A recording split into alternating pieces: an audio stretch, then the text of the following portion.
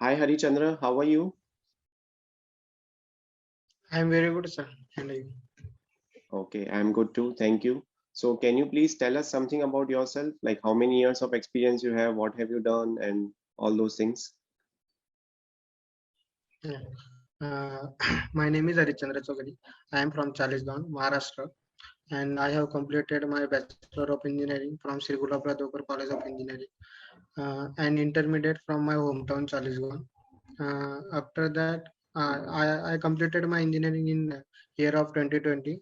So I am fresher, and after that, along with my education, I have done one software training in the Q Spider Pune. In that training, I have learned SQL, manual testing, core Java, and automation using Selenium. Okay, great, great. That's all. Okay, so let's start with the interview. Okay, what is JRE and what is JDK? JDK stands for the Java Development Kit. Mm-hmm, It In JDK we have development tools and JRE, and JRE stand for the Java runtime environment. In mm-hmm, Java runtime environment, we have library files and the JVM. JVM stand for the Java Virtual Machine. mm-hmm, It is abstract machine. In that we have just-in-time compiler and interpreter. mm-hmm. Right. But what is actually JDK and JRE? Like JDK stands for Java Development Kit, that is fine. Even JRE stands for Java Runtime Environment. But what actually that particular thing is like? Can you please JDK explain? Mm-hmm, JDK provides uh, JDK provides us the tools which we can execute our program and mm-hmm, debug our program like that. mm-hmm. Right. So if in interview you get this question, so you can answer like JDK, it is basically a software development environment which is used to develop applications and applets, right? While JRE, it is the implementation of JVM. Okay. Now in JRE, that is Java Runtime Environment, it is a set of software tools which are used for developing Java applications. It is used to provide basically the runtime environment. Okay. So that is a very essential to tell in the answer. Okay. And next, I think you covered it. It contains a set of libraries plus other files that JVM uses at a runtime. Okay. Now, in the Java program, we are writing public static void main, right? Like that kind of line we are writing. What if I write static public void instead of public static void? Then what would happen? Will that program compile? Will that program execute? Or what would happen? But, it is okay, sir. There is no problem. We can interchange the location of that static and public. Okay, okay, that's a perfect answer. The It will program will compile get and run compiled. also. Yes, yes, absolutely. Yes, yes, please go ahead. It will compile and run also. Right. The program will compile and run correctly because the order of specifiers does not matter in Java programming language. Okay. Now, which are the various access specifiers in Java? We have public, private, protected, and default.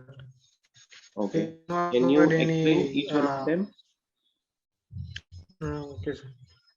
Public specifier, we can access public specifier anywhere in the project, and private, we can access private within the only that class, Mm-hmm. and protected we can access within the that package and in a class where we inherit that class.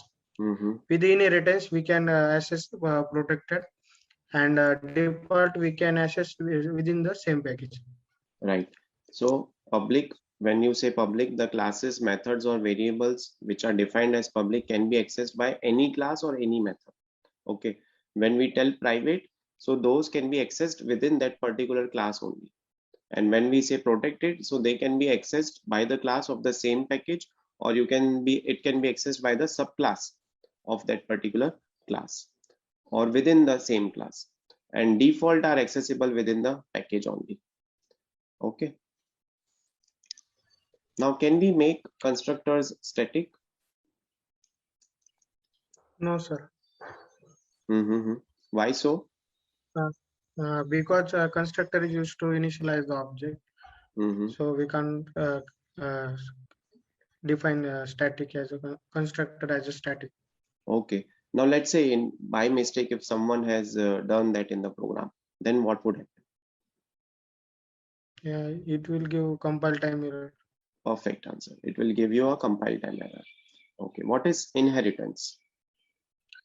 In inheritance, we acquire all the properties and behavior of the superclass to subclass, Mm-hmm. and by using extend keyword, there are types of inheritance like single level inheritance, multi level inheritance, and multiple inheritance, hybrid inheritance, hierarchical inheritance. Mm-hmm. By using extend keyword, we can extend a single level, multi level, and hierarchical inheritance. Mm-hmm. Multiple and hybrid is not possible using extend. Okay. Now, which class is the superclass of all the classes? Object is a superclass of all the classes. What is the difference between aggregation and composition? Uh, in aggregation, so I don't know. Okay, no I know, problem. but I know read not read. Okay, no problem. See, the basic intention of this mock interview is to get you to the level where you can clear the real-time interviews. Okay, let's say even if you're not able to answer or not knowing any answer of any question that is asked in this interview, I'm here to answer. Okay, so basically you have to grab that knowledge and you have to clear your real-time interview and get a good job in software testing field. Okay, now if this question comes to you, what is the difference between aggregation and composition? So you can say aggregation, it represents the weak relationship, whereas composition, it will represent a strong relationship. You can take an example of a vehicle, that is a bike. Okay, we tell that it has an indicator. Okay, that is aggregation, while bike has an engine, that can be called as a composition. Okay, now why Java does not support pointers? Don't know. Okay, now what is a pointer? Okay, tell me what is a pointer. Even if you don't know the answer, you can try. Your voice is breaking. Yes. Your voice is breaking. Okay, okay, sorry. Now is it audible? Yes, sir. Okay. What is pointer? Simple definition.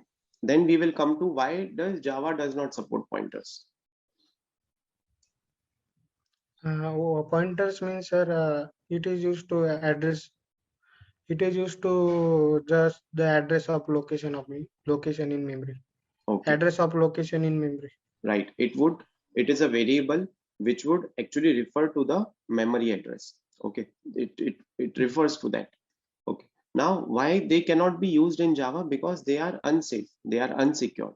Okay, so that is why Java is not supporting pointers. If you see few of the uh, you know good points about Java. So we are coming to know that we know that Java is a secured language, while this kind of Yes. pointers is basically kind of it comes under the unsecured terms of referring to that memory address. So that is why it is not Java does not support these pointers. Okay. Do you know super keyword?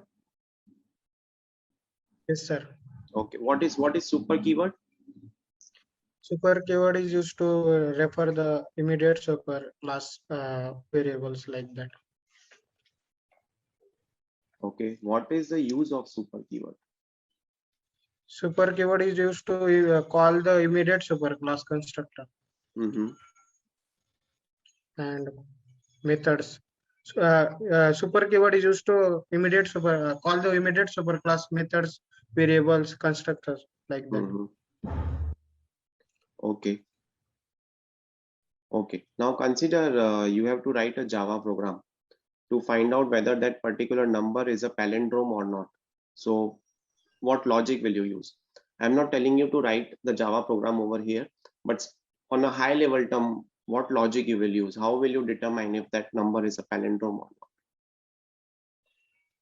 First, I will reverse that number, not? and I Mm-hmm. will check the the number and the reverse number is same, then we can call it as it is a palindrome. Okay. Now, can you explain how will you reverse that number? Like what method or what function you will use? But I will use I will take in digit. Hmm. In digit, I will take number modulus of 10, and then it is in the digit. Then I will divide the number in by the 10. Then Hmm. it will become means the number is 3 digit, that it will become 2 digit that time. And I will run the for loop, like length of the number, how many character in number, and that many time I will run the for loop, and I will pick the each digit from that number, like number modulus 10, and then I will check the those number is equal, the reverse number is equal to the first number. Then I will say that it is palindrome. Okay. Now, can you tell me a Java program, like the logic, what will you use to reverse the values of two numbers? Let's say if you have got a number integer I equal to 20, integer j equal to 30. Now I want to reverse these two. So what will you do? What approach will you take? What Then methods, what functions you will use? that time I will use, first I will take digit from that number, and Hmm. I will multiply by that digit by 10, and Hmm. it will I will save that digit into the one variable, and run the for loop for how many digit in that. You will run for loop for, you have got two How numbers. many digit? Uh, Okay. I will run for Hmm. loop for 2 times. Okay. First I will first I will take the digit from the that number, like Hmm. number the modulus of 10, and add that digit into the one variable, like reverse number. Hmm. In that reverse number, I will first I will initialize that reverse number as a 0. Then I will Hmm. multiply in the for loop, like multiply by 10 and plus the digit. Then it will become that digit, and then okay, that was, and then I will divide by 10 the digit, Okay. the Now number. consider these two numbers, 20 is there and 30 is there. Okay. Now, as per your logic, first you will multiply it by 10, right? First, I will remove the last digit. Take the last digit, like number modulus 10. Then Mm-hmm. it will become 0. The digit will become 0. Then Mm-hmm. I will multiply by 10. So it is not working. Like, yeah, Mm-hmm. it will give only 2 as output, 2 because will be the for output in 0 that it is. case, right? Uh, Then, yes, sir, that much. Then I will divide that number, like 20 divided by 10. Then it will become 2. mm-hmm. And I will again modulus of 2 is 2. Then I will add those two. Mm-hmm. Okay. So this is the approach that you will take to reverse two numbers in Java. Yes, sir. Any other way you feel it can be done? Yes, sir. There are many ways, like yes, there has many ways, but I know this. I Okay. practice this. Okay. So basically, as per your approach, you will be having two numbers and you will run the loop until that particular value becomes 0. So you will be, you know, dividing it by 10, right? Yes, sir. Mm-hmm. Right. And then once you are dividing it by 10, Yes, sir. yeah, then you can add it to the number. So you will be able to reverse these two numbers with this approach. This is one of the approach. Any other approach that you feel can be used over here? Yes, sir.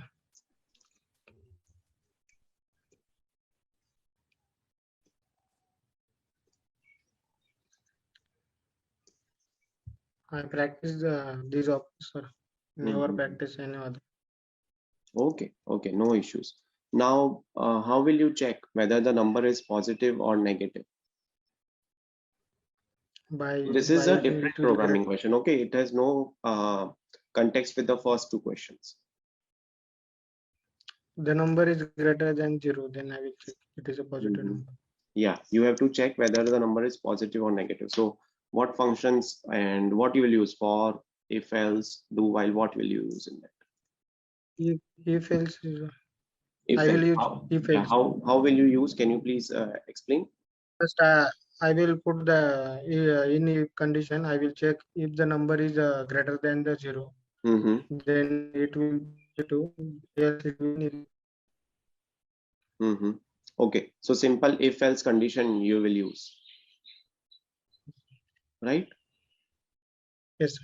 Okay, over here, you can use, like, let's say first condition you can keep as if number is less than 0, so you can write system.out.println is a number is a negative number. If number is greater than 0, then number is a positive number. Yes, sir. Okay, so this is a simple if else condition you can use. It can also be achieved via Java operators. Would you like to try how it can be achieved into Java via Java operators? Sir, it will like that Turner. We can use Turner operator, Ternary operator. Okay, which are the other operators in Java? like arithmetic, Mm-hmm. logical, Mm-hmm. uh, comparison operator, like greater than, less than, greater than, equal to, less than, equal to, Mm-hmm. and yes, Okay, so basically there are 6 types of operators. One is arithmetic operator, then comes assignment operators, then relational operators, logical operators, unary operators, and at the end comes bitwise operators. Clear? yes, sir. Yeah. Now what does arithmetic operator do? Arithmetic operator takes two operands like plus, minus, modulus, and division. It is arithmetic operator. They took two operands and perform the operation. Right. What is assignment operator? Assignment operator is used to give the assign the value. It is used to assign the value like equal to as an assignment operator. Right. Then what is relational operators? Relational operator is used to check the relation between the operands Between like. the two operands, right? Right. So we have got that greater than kind of symbol operator, which is the relational operator. It checks if A is less than B or not. It either returns true or false value. Yes, sir. Okay. Now, what is WebDriver? Driver is a interface. What else do you know about WebDriver? Sir, I will tell Java Selenium architecture. In Java Selenium architecture, there is a supermost interface is the search context. After that, we are having three more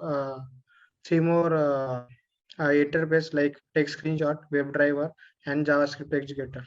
And all our interface those only have abstract method with no body and implementation. We will provide those implementation in remote WebDriver, and we will use those method in the driver class.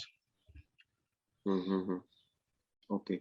Which are the various drivers available in Selenium? Chrome driver, Firefox driver, Edge driver, and Internet Explorer driver. I think HTML driver is also available. HTML unit driver is there, right? Out And of all these drivers, Android, which WebDriver implementation claims to be the fastest? What, sir? You have got Chrome driver, Firefox driver, IE driver, and all these kinds of drivers, right? Now, out of all these WebDriver, which WebDriver implementation claims to be the fastest? HTML web drive, HTML unit drive. HTML unit driver. Yeah, that's a perfect answer. Now, why HTML unit driver? Because it directly in the it is directly checking the HTML like that. Mhm. Right. So, what you can how you have to explain this particular answer is, it is because the HTML unit driver does not execute the test in a browser. Okay. Now, let's say if any driver is there, what it would do, it will start a browser, it would run test cases in that browser. So it will take more time compared to running the scripts without a browser. Okay. Now, HTML unit driver is one of the driver that will simply take one of the HTTP request. It is based on HTTP request response mechanism, okay, for executing the test cases. That is why it is faster compared to the other. Now, what is XPath and what are the types of XPath?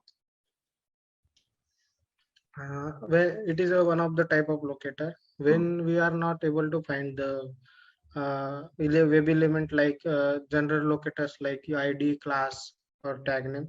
That time we can use XPath as a locator strategy. There are two types of locator like relative and absolute. Absolute XPath is start from the single forward slash, and we can search the web element from the root of the HTML tree. And in the relative XPath, it is start from the double forward slash, and we can search the web element in the middle of the HTML tree or anywhere of the HTML tree, Mhm. like that. Right. Which XPath is more, which type of XPath is more recommended to use? Relative XPath or absolute XPath? And why? Relative XPath, sir, because it is the shortest. We Mhm. can find the web element in the short lane. Okay. What are the different challenges with Selenium? What are the different things that you cannot automate using Selenium? Like captcha code, we cannot automate captcha code. Mhm. We cannot automate desktop application. We cannot automate animations, OTP, like that. Okay. What are the different test scenarios for e-commerce website? Let's say you have to test some e-commerce website like Amazon.com is there, Flipkart is there. So which are the different test scenarios that you will test? Yeah, first I will check that login page in that. Mm-hmm. First I will check the user ID and password field is present on the web pages or not. Then I will check the placeholder in that user text field and password text field is having placeholder or not. And then I will check the forget password button is having or not. Mm-hmm. Then I will check. Yeah, I will enter correct user ID and password and check it is show the home page of the website. And I will check the I will enter incorrect ID or password, and I will check it shows the error message like incorrect password or user ID, like that, sir. Mm-hmm. What else test scenarios? What other test scenarios that you will test? Uh, like then I will check add to cart button is working or not, search bar is working or not, Mm. and like we can filter the records or not, like that I will check. Okay. Add to Now, in this answer, you can also add the test scenarios for payment gateway, payment via debit card, payment via credit card. You can add negative test scenarios like what if the sufficient balance is not there in your credit card or debit card? What if OTP does not comes to you? What if the payment is done, but at the same time internet got off, so or you didn't receive proper text message or OTP from the bank itself. Okay, so these test scenarios you can add. Then you can add the test scenarios from UI UX perspective. Let's say search functionality is working fine or not, filter is working fine or not. Then let's say if you select some particular product and add them to the cart, then that particular count of the product should get reduced based on the count that you have purchased or you have added them to the cart. Okay, let's say if you are adding some products to the cart but you are not purchasing them, so next time if you purchase any other product, those earlier products should be displayed in the cart. Okay, so these all test scenarios you can add in this. Okay, okay, Harichandra, I am done with the interview. Do you have any questions for me? Sir, how was my performance? Yeah, so see, from Java perspective, it was very good. You have got a very good command on Java programming language. Then from Selenium perspective, I think you know the answers, but sometimes HTML unit driver and all these things, you have to showcase your confidence. You have to in an interview, it is very essential to be confident. You are knowing the answers. You have got that particular knowledge to answer that particular question. The answer is there in your mind, but you have to be confident. You have to trust yourself that yes, this interview you will be clearing, right? So don't get nervous. If you don't, if you know the answer, but if you get nervous, then ultimately you won't be able to answer. Or if you will answer also at that particular moment with that particular situation, then there are chances that you might give a wrong answer to the question that is asked. Okay, so don't get nervous. You are confident. Be confident. Okay, you are knowledgeable person. You are having knowledge of Java. Core Java concepts are clear. Oops concepts are clear, like this inheritance, abstraction, this is clear. Aggregation, composition, you have to go through that. Okay, what is aggregation, what is composition, what significance do they bring? Okay, then what are the different Java features, why pointers are not used? Okay, so these are the different things that you can. At the end, when test scenarios based questions are asked, you have to try to cover as much as test scenarios you can test from the tester's point of view. Take positive testing scenarios, take negative testing, go for functional testing scenarios. Sorry, then go for non-functional testing scenarios, go for volume testing scenarios. Then there are scenarios in which only UI UX kind of scenarios are based. Okay, then you can go for compatibility testing scenarios that you will test in this browser with this particular configuration of the device, or if it's a mobile based application. So this e-commerce website can be tested in mobile as well, like Android is there, iOS is there. Okay, so try to give more and more scenarios if such question is asked. Don't limit yourself to 10 to 15 scenarios only. Okay, so that thing you have to take care. Yes, sir.